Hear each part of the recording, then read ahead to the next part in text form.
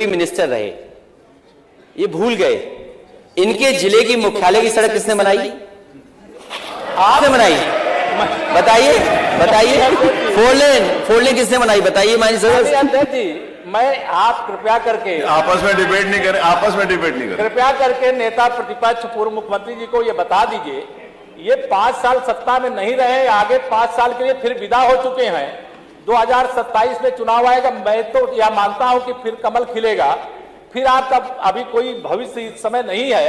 लेकिन सड़क किसने बनाई है, एक्सप्रेस किसने बनाया है, मेट्रो किसने बनाई है?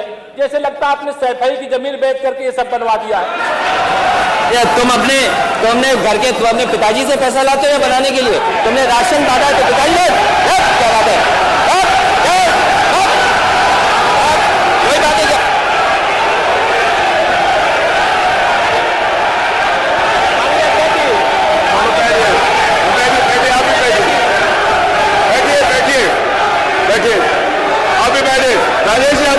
वो कह सकते थे, लेकिन देखिए मैं कल भी देख रहा था, कल मान्य देखिए हमारी असहमति हो सकती किसी बात पर, हम बाद में इस बात को करेक्शन करा सकते हैं, लेकिन तो मैंने शब्द का प्रयोग नहीं किया जाना चाहिए और किसी भी असभ्य भाषा का प्रयोग नहीं होना चाहिए।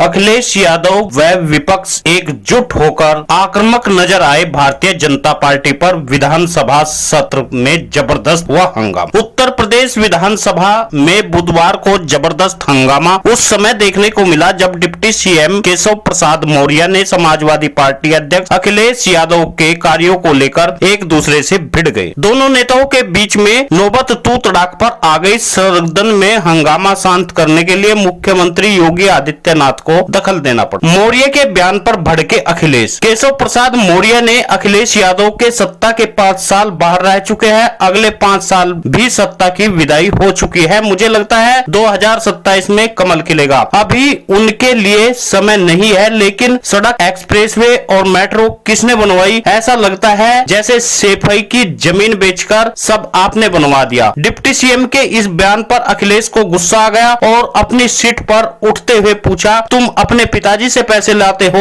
तुमने राशन बांटे, पैसा कहां से आता है? इस हंगामे के बाद में मुख्यमंत्री योगी आदित्यनाथ सदन में अपनी बातें रखने के लिए उठे और सदस्यों ने नियम याद दिलाए। सीएम ने कहा, सदन में तू मैं की भाषा का इस्तेमाल नहीं होना चाहिए, यह परंपरा गलत है। लेकिन मुख्यमंत्री योगी आदित्यनाथ को यह बात समझ नहीं आती कि वे कभी बुलडोजर चलाने की बात कहते हैं जो नियम नहीं है, कभी वे सर्दी गर्मी निकालने की बात कहते हैं, लेकिन सदन में किस तरह समझाया, यह एक अचंभित करने वाली बात है। यानी आम पब्लिक में आप किसी की गर्मी सर्दी निकालेंगे, आम पब्लिक में आप किसी के ऊपर बुलडोजर चलाएंगे और सदन में आप मर्यादा रखने की बात कहेंगे, यह मजेदार बात है। सदस्य खासकर डिप्टी सीएम यदि अपनी बात रख रहे हैं तो किसी को टोका टाकी नहीं करना चाहिए। साफ साफ इशारा अखिलेश की ओर था, यानी यदि दूसरा कोई आदमी बोले तो टोका टाकी न करे। यदि सीएम डिप्टी सीएम ये कहते हैं कि अगर अखिलेश ने मेट्रो चलाई या हाईवे बनवाया, वह क्या सैफई की जमीन बेचकर बनवाया, तो क्या यह बात सत्य नहीं है? हर कोई सरकार की योजना से, सरकारी पैसे से ही सरकार आम पब्लिक का विकास करता है, कोई अपने घर से नहीं बेच कर लाता। ये यदि अखिलेश यादव ने कहा कि यदि तुमने राशन बांटा तो क्या